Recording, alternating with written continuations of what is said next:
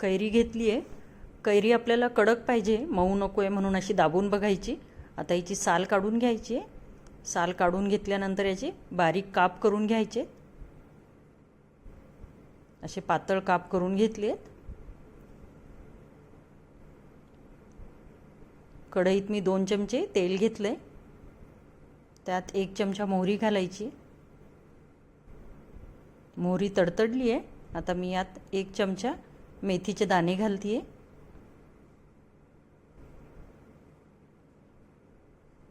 आणि 1 चमचा जिरं घालून घ्यायचे। 1 चमचा जिरं घालते। तुम्हाला मेथी नको असेल तर नाही घातली तरी चालते। थोडंसं हिंग, 1 मिरची मी तोडून घेतली आहे ती घालून घ्यायची आणि आता यात कैरी जी चिरून घेतली आहे ती घालून घ्यायची।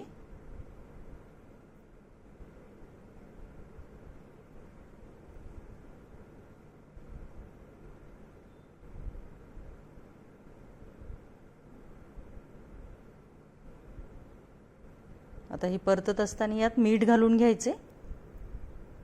मीठ घातल्यामुळे कैरी लवकर सॉफ्टही होते। 1/4 टेबलस्पून मीठ घातले आणि त्यापेक्षा अर्ध मी काळं मीठ घातले। 1/4 टेबलस्पून हे रेग्युलर सॉल्ट आहे आणि दुसरं काळं मीठ आहे। काळ्या मिठामुळे चव आणखी छान येते।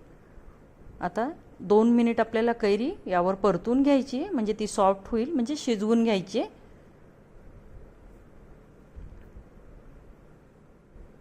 मध्ये मध्ये हलवून घ्यायची।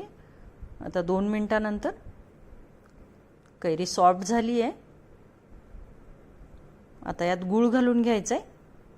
1 वाटीसाठी मी पाऊण वाटी गूळ घेतलाय। म्हणजे कैरीचे काप किती होत आहेत ते बघून घ्यायचे आणि त्यानुसार गूळ घालायचा आहे। कैरी जर जास्त आंबट असेल तर गूळ थोडा जास्त लागेल। मी जी कैरी घेतली आहे ही खूप आंबट नाही आहे, म्हणून मी कैरीपेक्षा थोडा कमी गूळ घातलाय। जर कैरी आंबट जास्त असेल तर जेवढी कैरी घेतली आहे, म्हणजे कैरीचे काप जेवढे वाटीने आहेत तेवढेच आपल्याला गूळ घालून घ्यायचे। आता मी यात 1/4 टेबलस्पून तिखट घातले, थोडीशी हळद। तिखट अगोदर घातलं नव्हतं, नसता मग कैरी आपण शिजवायला ठेवली तेव्हा तिखट जळालं असतं, म्हणून कैरी पूर्ण शिजल्यानंतर म्हणजे परतून झाल्यानंतरच तिखट घालायचे। आता गूळ विरघळून घ्यायचा आहे, म्हणजे 1 मिनिट हलवत ठेवायचे आणि मग यात थोडंसं पाणी घालायचे। पण मी अगोदर गूळ थोडा यात परतून घेते 1 मिनिट। मेथेंबा खायला हेल्दी असतो आणि गोड आंबट चव खूप छान लागते। आता मी यात 2 चमचे पाणी घालून घेणार आहे।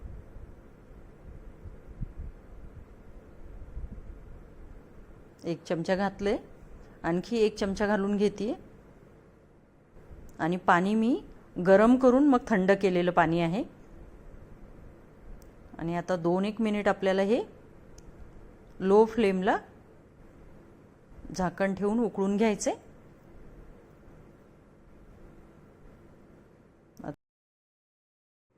आता हा गोड आंबट मेथेंबा तयार आहे जेवणाची चव वाढवण्यासाठी।